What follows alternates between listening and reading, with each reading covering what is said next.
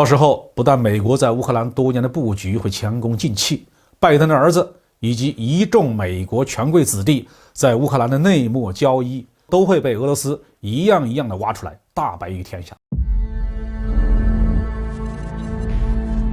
各位网友大家好，我是包面。这期话题我们说一说盟友们不肯出力，美国急在心里。3月22号美国国防部新闻秘书约翰科比说，乌克兰军队正在发起战术反击。到了3月24号，五角大楼又表示，乌克兰军队已经成功的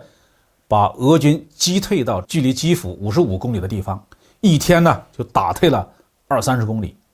甚至有人放风说乌军在所谓的布卡口袋里合围了1万俄罗斯的军队。从开战以来，类似于乌克兰顽强抵抗，俄军成建制的投降这样的消息就不断的出现在西方媒体上。这样的假消息加上俄军确实进攻速度放慢了，似乎给人一种乌克兰就要反败为胜的感觉。但是仔细一分析，就发现这是绝不可能的。任何一个国家如果遭到进攻，想要打反攻，必须拥有足够的机动兵力，作为战略预备队。在卫国战争前期，苏军虽然总体上处在后退的局面，战役战术层次上的反击却一直没有停歇。为了迟滞德军的进攻，最终在莫斯科城下挡住德军，起到了重要的作用。其中很多的战术反击就发生在乌克兰境内。但是苏军能够采取这种战术是有雄厚的兵力作为基础的。战争爆发之前，部署在苏联西部的陆军兵力243万人，另外还有大概有10万人的边防军和内卫部队。虽然很多部队被打散了，但是只要有一些得力的指挥官站出来，就能够重新组织一定规模的部队进行突围或者是反击。今天的乌克兰军队呢，完全不具备这样的条件。战争爆发之前的乌克兰总兵力只有不到20万人，而且体系林立，阵出多门。开战后的第一个星期，大部分重武器就损失完了。在西方大力的提供军事援助的情况下，乌克兰军队才能勉强的防守几个大城市，而且城市防御没有什么战术战法，就是龟缩在居民区，用平民作为人质，层层抵抗俄军的推进，完全丧失了战场机动能力。乌克兰军队的情况很糟糕，基本上只剩下了步兵小队，装备着单兵携带的枪械、火箭筒和小型的肩扛式这种导弹。乌克兰军队战前拥有一定数量的装甲战斗车辆，如今已经损失的差不多了。这样的步兵放到野外是没有任何抗击能力的，要想反击俄军甚至合围上万人的俄军部队，傻子才会相信。那美国为什么要发布这样的消息，说乌克兰军队正在反攻呢？我推测可能与战场形势的变化有直接的关系。最近一个星期大家可以注意到这样一个事实，欧洲国家给乌克兰的军事援助少了。战争初期那种欧洲大举支援乌克兰的局面已经过去了。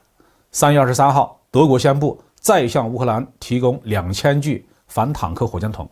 但是德国的国防部长布兰雷希特反复的表示，已经没有办法再拿出更多的库存给乌克兰了。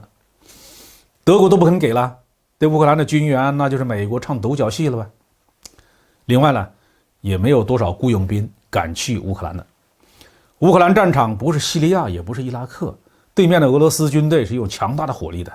已经好几次用巡航导弹来扫荡雇佣兵的营地虽然说雇佣兵是拿命换钱，但是这样必死无疑的冒险，那也没有人愿意去了。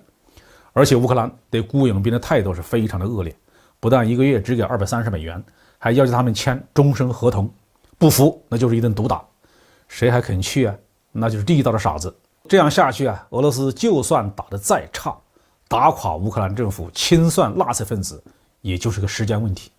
3月25号，俄罗斯前总统，如今的联邦安全会议副主席梅德韦杰夫就表示，在乌克兰的军事行动一定要坚持下去，直到既定的目标实现，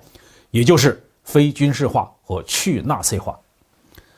到时候不但美国在乌克兰多年的布局会前功尽弃，拜登的儿子以及一众美国权贵子弟在乌克兰的内幕交易都会被俄罗斯一样一样的挖出来，大白于天下。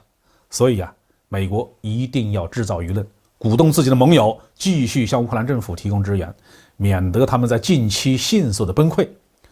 波兰作为长期仇视俄罗斯的国家，这个时候跳出来呼吁向乌克兰部署1万人的北约部队，也不是拍脑袋想出来的。美国能不能如愿呢？取决于俄罗斯军队打得好不好。如果能用比较短的时间连续攻克重镇名城，那么欧洲国家不但不会继续提供军援，反而会出现立场转变的可能。到时候美国就彻底的失算了。好，这期话题就说到这里。